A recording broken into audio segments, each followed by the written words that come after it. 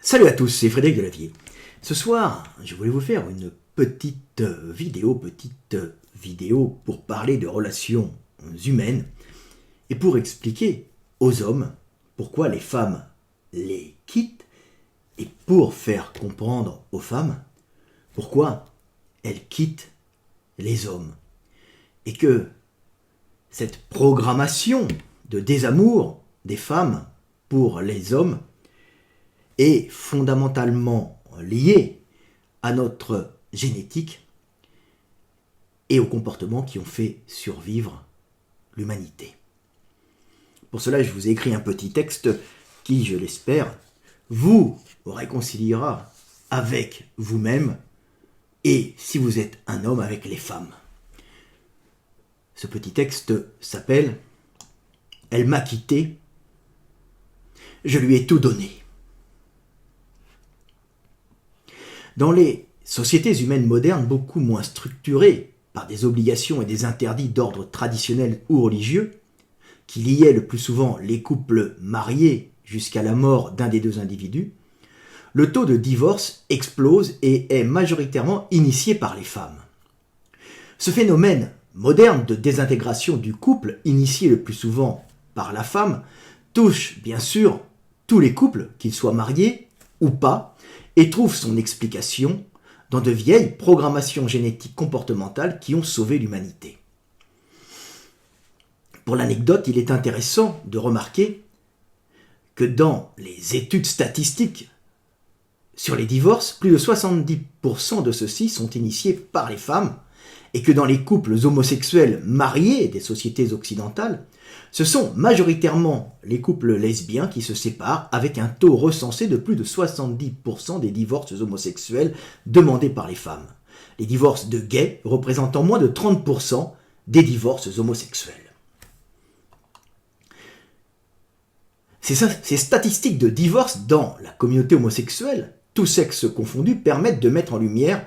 que ce n'est donc pas le comportement brutal des mâles, un virilisme primaire ou un patriarcat oppresseur qui enclenche le désir de rupture chez les femmes, mais quelque chose de bien plus profond dépassant le cadre culturel et prenant racine au cœur du génome humain. Pour bien comprendre ce désir de rupture qui touche la femme et qui était bloqué dans sa réalisation concrète par les convenances et les lois des sociétés traditionnelles, il faut étudier la façon dont les deux sexes se sont développés psychologiquement pour optimiser la transmission de leur patrimoine génétique. Car dans le vivant, toute chose qui perdure et se transmet plusieurs générations n'est conservée que s'il favorise la survie du groupe et sa démographie positive. Ainsi, dans notre société de primates, les jeunes femmes sont programmées génétiquement pour, sous l'effet de tempêtes hormonales, tomber éperdument amoureuses d'un homme et s'offrir à lui totalement et sans retenue afin d'être fécondées et transmettre la vie pour continuer l'humanité. Cet amour inconditionnel d'une jeune femme pour un homme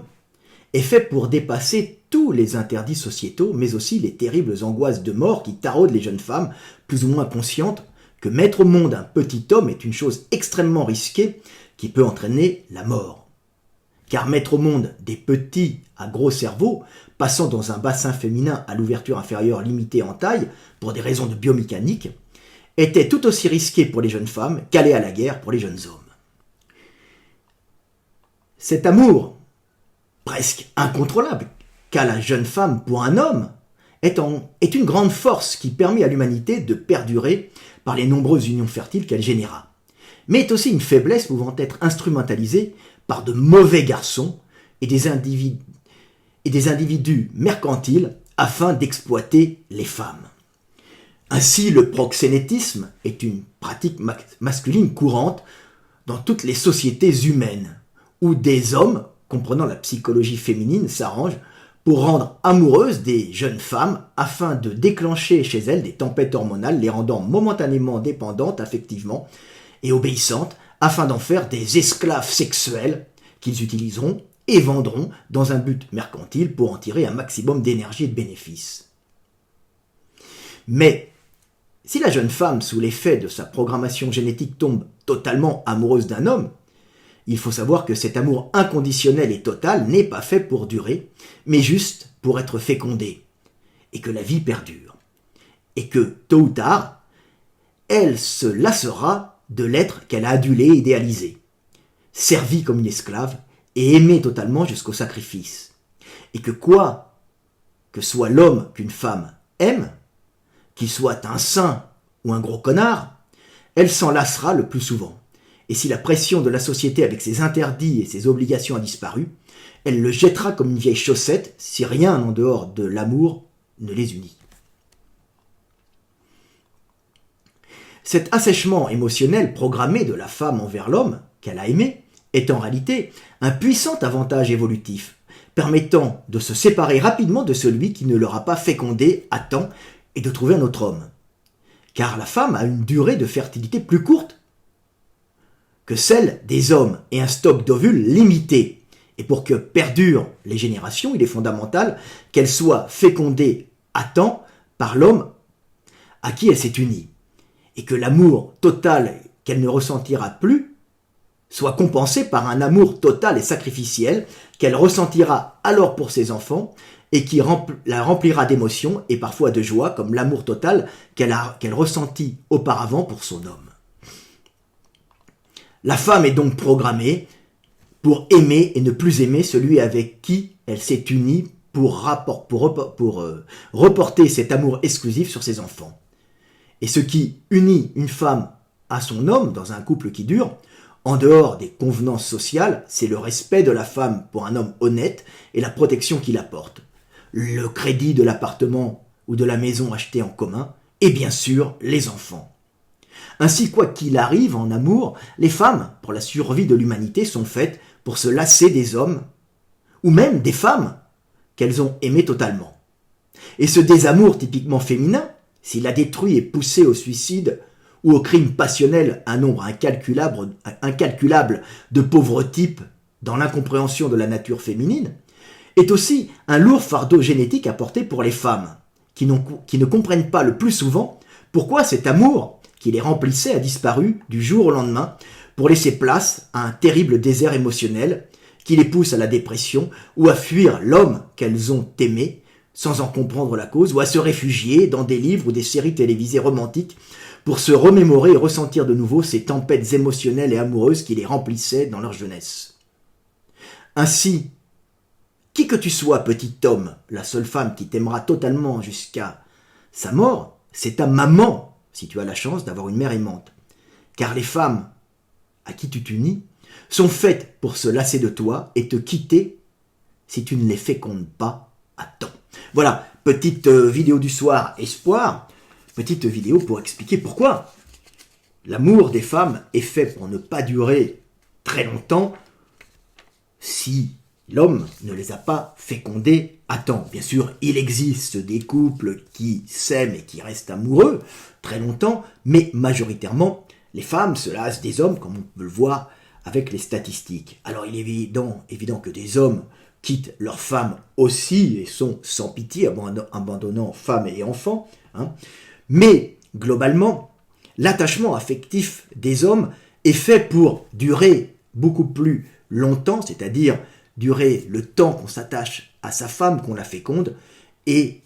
que les enfants grandissent. Donc un attachement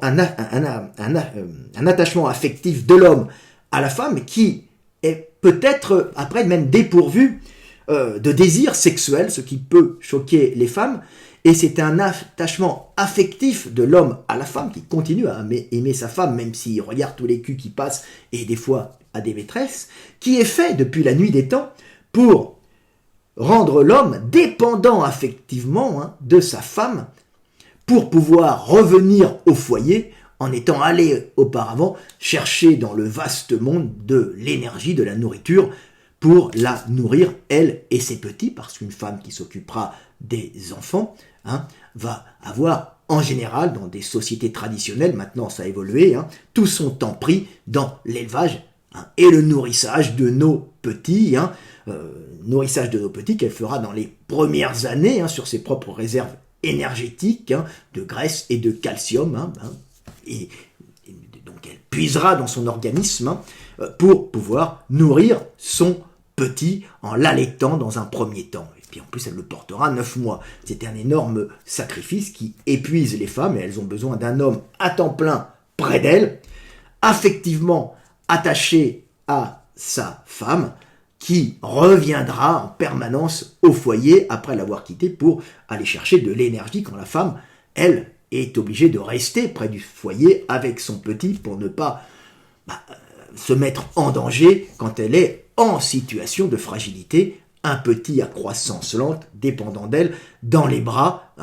qui ne peut pas vivre tout seul à l'extérieur, donc elle a besoin d'un cadre familial, d'un foyer accueillant, et d'un homme allant chercher la nourriture, bien sûr, dans une communauté unie. C'est pour ça qu'il y a le rôle des grands-mères, le rôle de la communauté, tout ce que vous voulez, mais la femme devient dépendante, et elle est à ce moment-là dans un amour total pour ses petits, alors que l'homme a abandonné cette passion souvent qu'elle a pour l'homme, cette passion des premiers temps, pour se reporter avec une espèce d'obsession sur ses petits, alors que l'homme, lui, continue à être attaché à la femme et à revenir en permanence pour la nourrir. C'est pour ça que quand il y a des séparations, les femmes s'en remettent en général très vite, puisqu'elles portent la vie en elles, elles ont un stock d'ovules, et c'est elles qui doivent faire les enfants. Un homme, lui, vous laissez 10 femmes et un homme sur une île déserte, les 10 femmes seront fécondées, mais 10 hommes et une femme, et il n'y aura qu'un bébé au bout de 9 mois, voire 2, alors que l'inverse, il pourra y avoir 10 bébés avec un seul homme. La valeur d'une femme est importante puisque c'est elle qui donne la vie et elle peut partir pour la donner ailleurs. L'homme est dépendant des femmes pour vraiment transmettre la vie. La femme a besoin des hommes aussi, mais c'est elle qui portera, c'est elle qui générera la vie, c'est elle qui est vraiment la chose la plus importante dans la société. Et les hommes, en vérité, deviennent à un certain temps les esclaves nourriciers des femmes, même s'ils regardent les autres culs passer. Donc, et qui sont attirés, que des fois ils peuvent même tromper leurs femmes, puisqu'ils sont programmés pour semer à tout vent et s'attacher à leurs femmes, comme des chiens s'attachent à leur maître. On les voit des fois se suicider ou tuer leur compagne quand celle-ci veut les quitter ou les a quittés, ils ont tué leurs anciennes compagnes ou tuer leurs femmes quand elles veulent les quitter. C'est fréquent puisqu'il y a un attachement affectif de l'homme à la femme beaucoup plus marqué, qui est fait pour le nourrissage de la femme et des petits, plutôt que de la femme qui, elle, n'a pas besoin de cet attachement affectif, puisqu'elle, c'est l'attachement affectif au petit qui est fondamental. Elle sait que l'homme reviendra toujours la nourrir si c'est un homme normalement constitué. Bien sûr, il existe énormément de connards et de filles-mères aussi, mais globalement, on peut voir que les suicides, quand il y a, et les meurtres passionnels quand il y a rupture, c'est les hommes,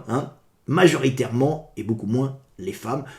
parce que cet attachement est un attachement de nourrissage. Voilà. Et les femmes peuvent partir du jour au lendemain. Si le gros bêta avec qui elles sont depuis quelque temps ne les a pas fécondées, elles vont s'en lasser tout de suite et l'oublier et ne même pas, et les jeter, comme je l'ai dit tout à l'heure, de vieilles chaussettes pour aller trouver plus vigoureux pour pouvoir transmettre la vie et en vérité sauver